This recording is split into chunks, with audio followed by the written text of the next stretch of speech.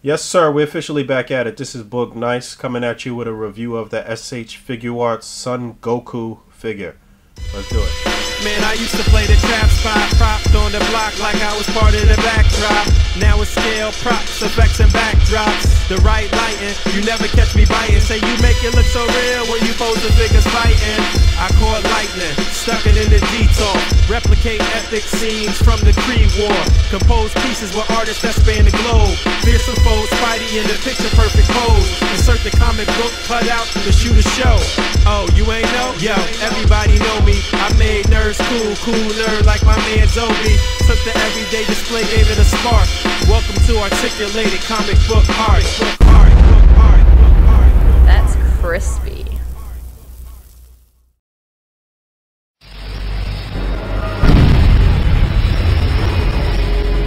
A quick look at the packaging. Standard packaging here, but it's pretty much been the same. Picture of Goku on the side there. You can see him in the package with as many accessories and what have you. SH Figuarts logo there. This is standard. They always do this. Couple of different poses on the back. Some Japanese writing that I can't translate for you. And there you have it. Let's get this guy out. See what he's like. Here he is in the clamshell. He's got 4 extra faces, not including the one that's on him now. That actually makes 5.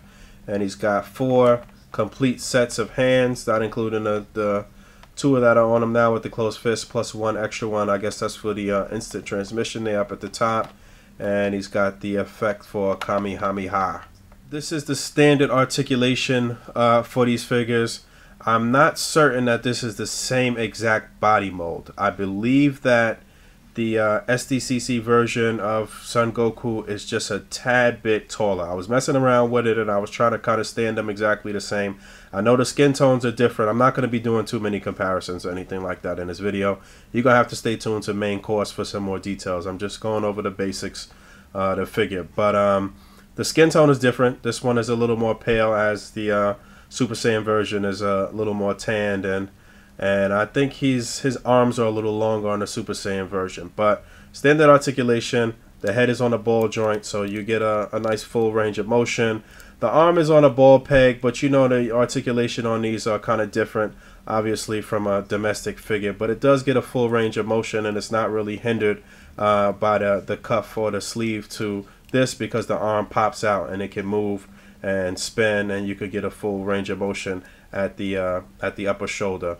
Bicep swivel. You get I would say that this is a single jointed elbow. I mean, no, it's double jointed. It's double jointed elbow. You get a wrist swivel. You get a hinge. I do feel like this is a little more durable. I think they're trying to really fix some quality control issues. It's not feeling as delicate as some of the other releases, but same thing on both sides as far as the arm. The pelvis joint here is a little different. I wouldn't really necessarily call this a T-joint, but again, the legs pop out in the same fashion that the arms do, so you can get a full range of motion there, back and forward. And the knees are double jointed, so you can get him in some nice kicking poses and flying poses and what have you.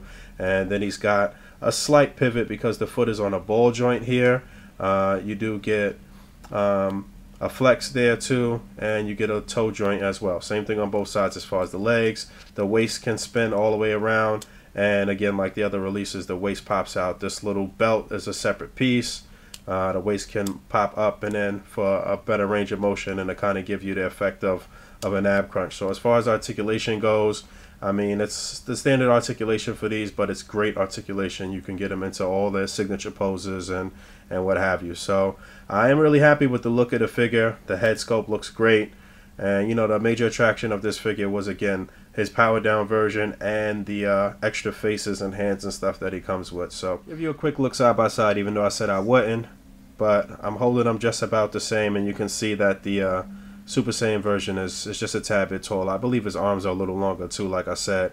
But, you know, if he's in the powered down version here and he's turning into a Super Saiyan, some things should be slightly different aside from the head and eyebrows and stuff like that. So I'm pretty happy with this figure. I'm happy with the way it came out. Want to pose him up and get him in some stuff, but again, that'll be in main course. I'll show you a couple of the accessories. Just like with the other releases, the head pops off here, and this peg actually here, you can spin it different ways, so you can get his head to tilt left and right or back and forward depending on what you're doing and how you're displaying them. But that comes off. And in the past, this has actually been somewhat of a problem. On my Super Saiyan version, the peg came out. It didn't break, but it came out, and I hope that doesn't happen with this version. But this is the head, and the front of the lock comes off here, and then you can pull the face off. So that took a little minute, but yeah, it comes off from the front. A couple of pegs here, and then you can peg in another. You have it. Same thing with the hands. They just pop out here. Simple. And they pop back in. And the same thing I was saying about the neck, you can do with the hands here. This can be rotated so that way when you move it, it can move up and down or left and right. If I rotate this, then I can get it to move a different way too. So that gives you a nice range of motion on the hand and wrist too. And that's something a little something extra that you wouldn't get on a domestic figure for sure. There he is, posed up with an extra set of hands. And just in case you were wondering, you can pop off the head off the SDC version or the original version and put it on this one, and vice versa. The pegs are exactly the same. They do fit. Now, why you would want to do that, I don't know. It doesn't make sense because, again, the Super Saiyan version is just a tad bit larger, and the skin tone is the actual circular part of the energy effect here. And it has a lot of different little peg holes here that you can peg in the actual energy emitting from the center of it here. And I believe there's some little portions for his fingers to go in as well. We'll find out. Those are some of the details on the gi, what you've seen, the belt, and then you just start pegging each energy, each bit of energy that's emitting from the sphere. You just start pegging it in one by one. So that's the first one. It's labeled on the description as far as letter and shape, and then you can peg them in there. Like I said, I believe there are some spaces for his fingers too. I'll find out. There it is, complete, all together. You know, these parts are sturdy too. You can actually just stand up if you needed to. They're not flimsy. And there it is, sorta. Not really. Have to work that out better in main course, but you get the picture. It was a really nice touch to add the effect in there and add this in there. They definitely need to add more effects and more accessories and stuff like that with the DBZ figures. And with the fact that they putting out these other effects from Tamashii, like the impact effect or the effect impact. I keep saying it backwards, even though I feel like it should be impact effect. You can definitely put together some really nice scenes as far as your DBZ figures go, as far as any of your imports go. Would I recommend this figure? Yeah, it's a great figure, and you definitely need this figure if you're trying to do any real A.C.B.A, any real scenes as far as the original anime goes, and especially with that fight with Cell. Excuse me, with Frieza. Definitely happy with the way this figure came out. It's absolutely a must-own figure if you've been into this line, or even if you haven't been into the line. I mean, you know, the regular powered down version of Goku is a must-have.